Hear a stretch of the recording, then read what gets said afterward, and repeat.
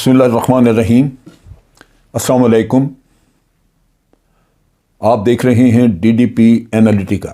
میں اپنی طرف سے اور اپنے تمام رفقا کی طرف سے حکومت پاکستان کو مبارکباد دیتا ہوں اس اچیومنٹ پہ کہ انہوں نے اسلامک کانفرنس، اسلامی OIC کی کانفرنس میٹنگ، یہاں پہ ایکسٹراڈنری میٹنگ جو تھی وہ انتہائی کامیاب طریقے سے اس کو منعقد کروایا، اور اس میں بھرپور شمولیت لوگوں نے، مختلف ممالک نے اختیار کی، بڑی پروڈکٹیو رہی، اور خاص طور پہ کہ بہت ہی شارٹ نوٹس پہ، یہ 7-8 دن کے نوٹس پہ یہ کانفرنس بلائی گئی، اور اس میں توقع نہیں تھی کہ لوگ اتنی زیادہ تعداد میں شرکت اختیار کریں گے۔ شرکت ہوئی، اور اس کے ساتھ ساتھ یہ کہ اس میں کچھ معاملات بھی طے ہوئے۔ ہم تھوڑا سا بات کریں گے ان معاملات پہ جو کہ طے ہوئے۔ پاکستان نے اس کانفرنس میں ساری جو مذاکرات ہوئے، بات چیت ہوئی، اس کے نتیجے میں ایک پرپوزل سامنے رکھی جس کے 5 نکات ہیں، اور وہ پرپوزل یہ ہے کہ اس سارے صورتحال کو جو افغانستان میں موجود ہے اس کو کیسے ہینڈل کیا جائے گا۔ پاکستان نے کہا کہ OIC کے اندر رہتے ہوئے ایک فوری طور پہ ایک ہیومنیٹیرین اور فائنانشیل سپورٹ دینے کے لیے افغانستان کو ایک چینل ترتیب دیا جائے، چینل جو کہ مینیج کرے OIC، وہ ترتیب دیا جائے۔ دوسری ریکمنڈیشن پاکستان نے دی کہ جو افغانستان کا ایجوکیشن سیکٹر ہے، ہیلتھ سیکٹر اور ٹیکنیکل سکلز، جہاں لوگوں کو ٹیکنیکل چیزوں کی ٹریننگ دی جا سکے تاکہ وہ بے شک ٹیلی ویجر کے طور پہ کام کریں، سپروائزر کے طور پہ کام کریں، لیکن روزگار ان کے پاس ہو۔ اسی طرح تعلیم کی ضرورت ہے، تعلیم ان کی ہوگی تو وہ آگے کو پروڈکٹیو کام کریں گے۔ اور صحت تو بالکل کولیپس کیا ہوا ہے، ہاسپٹلز میں دوائیں نہیں ہیں، لہذا دوائیاں وغیرہ یہ چیزیں چاہیے۔ تو یہ بھی OIC کو دوسرا نقطہ یہ ریکمینڈ کیا ہے کہ آپ ایجوکیشن میں، ہیلتھ میں، صحت میں اور ٹیکنیکل سکلز کو ڈیولپ کرنے کے لیے فوری طور پہ انویسٹمنٹ کریں، یعنی اس میں بے شک امداد نہ ہو، لیکن وہاں پہ جو اسکول کالج ہیں ان کو فعال کرنے میں آپ مدد کر دیں، بے شک وہ مدد عارضی ہو، قرضے کی شکل میں ہو، یا اسی طرح آپ اگر وہاں پہ نئے ادارے کو بنانا چاہتے ہیں تو بنائیں، اس کی انویسٹمنٹ کے طور پہ کریں، اور اس کا آپ کو بھی 4 پیسے اس سے آئیں۔ تیسرا جو نقطہ ریکمینڈ کیا پاکستان نے کہ ایک گروپ، ایکسپرٹس کا گروپ ایک تیار کیا جائے جو کہ OIC سے لیا جائے، یعنی OIC پہ مشتمل ہو، جس میں یونائٹڈ نیشن اور انٹرنیشنل فائنینشیل انسٹیٹیوشنز یعنی IMF ہو سکتا ہے، ورلڈ بینک ہو سکتا ہے، ایشین ڈیولپمنٹ بینک ہو سکتا ہے، یہ بینک وغیرہ جتنے بھی ہیں یہ مل کے، یعنی اس میں جیسے میں نے کہا کہ OIC کا نمائندہ، یونائٹڈ نیشن کے نمائندے، اور پھر انٹرنیشنل مانیٹری انسٹیٹیوشنز یا مانیٹری آرگنائزیشنز جس میں یہ ورلڈ بینک وغیرہ، IMF وغیرہ موجود ہیں، ان کو ان کے اوپر ایک مشتمل بنایا جائے گروپ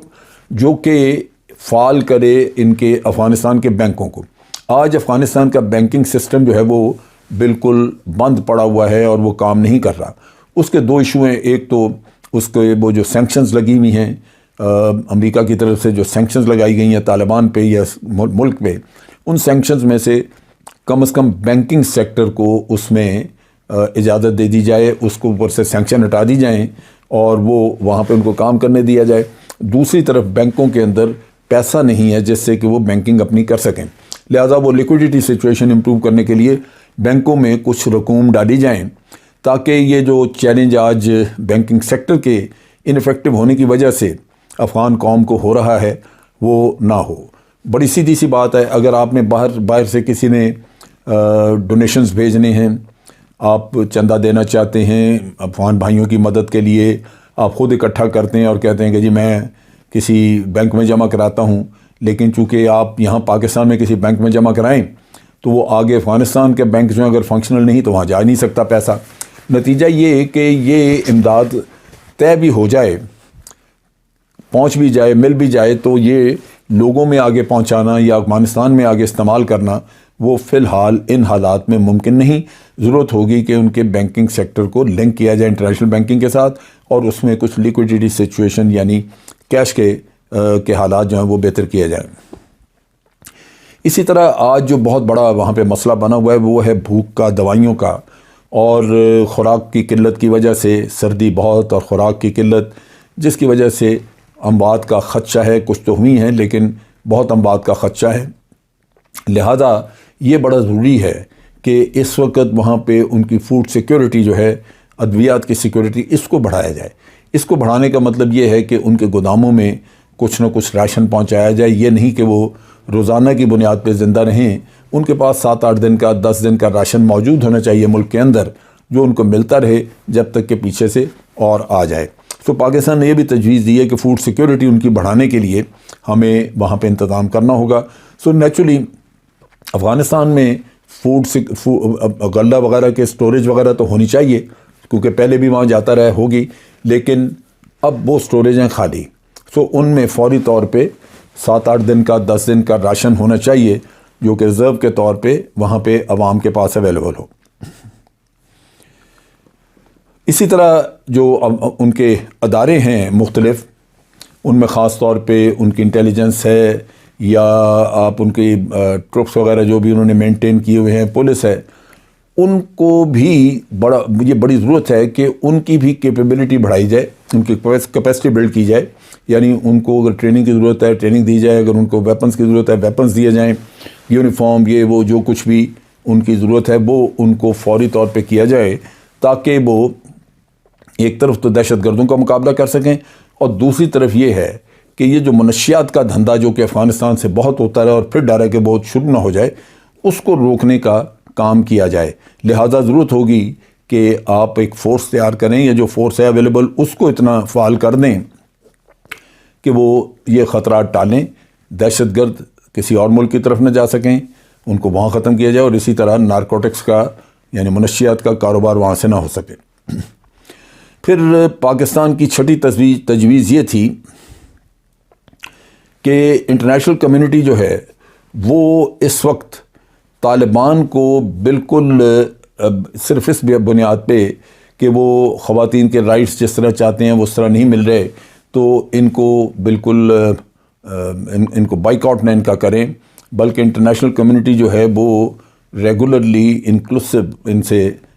ربابت رکھے، تاکہ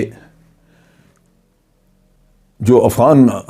حکومت ہے اس سے جو توقعات ہیں انٹرنیشنل کمیونٹی کی وہ پوری کروائی جا سکیں، اور اس میں ان کو پوری طرح مدد کی جائے. اسی طرح دہشت گردی کے خلاف ان کی جنگ میں ان کی مدد کی جائے، خواتین کے حقوق کے معاملے میں مدد کی جائے.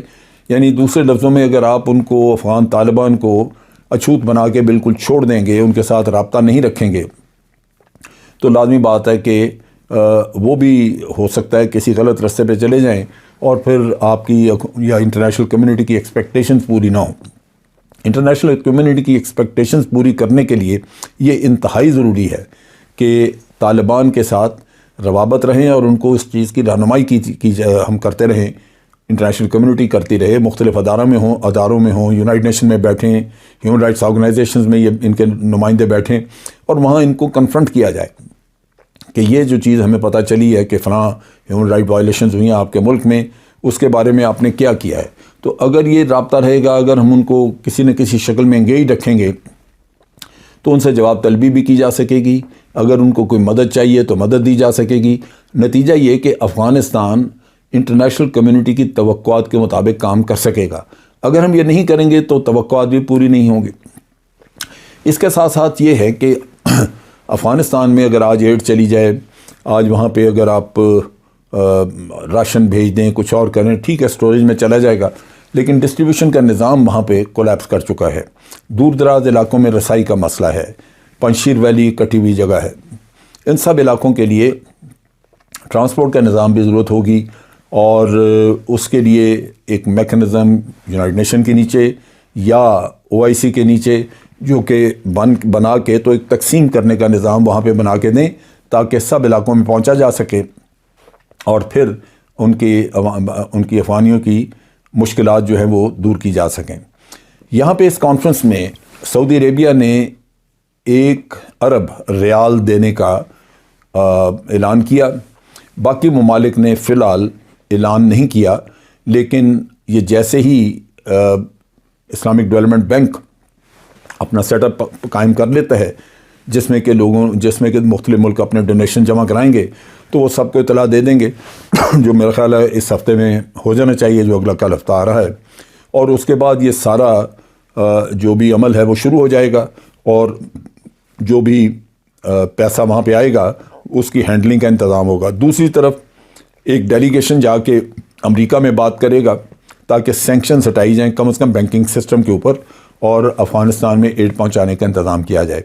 ابھی تک مغربی ممالک نے ڈائریکٹ کوئی ایڈ دینے کا اعلان نہیں کیا۔ یورپین یونین نے $1 ارب کی بات کی تھی، لیکن وہ بھی انہوں نے کہا تھا کہ ان کی NGOs کے ذریعے جائے گا۔ اب اس کانفرنس کے بعد دیکھنا یہ ہے کہ مغربی دنیا کیا کرتی ہے اور اسلامی ملک کیا کرتے ہیں، اور پھر ان کو ایک آرگنائز طریقے سے دونوں کا مرجر کر کے یا دونوں علیحدہ علیحدہ کریں تو کوارڈینیٹڈ ایک سسٹم ہو، اس کے تحت افغان عوام کو کیسے امداد پہنچائی جائے گی، ان کی کیسے مدد کی جائے گی، یہ میرا خیال ہے آئندہ آنے والے چند دنوں میں طے ہو جائے گا۔ خدا کا شکر یہ ہے، اللہ تعالیٰ کا شکر ادا کرنا چاہیے کہ ہمارے افغان بھائیوں کے لیے ایک راہ نکل آئی جہاں پاکستان نے بہت جدوجہد کی، لیکن اس کے نتائج اب سامنے آتے ہوئے نظر آ رہے ہیں۔ آج کے لیے اتنا ہی۔ افواج پاکستان زندہ باد، پاکستان پائندہ باد۔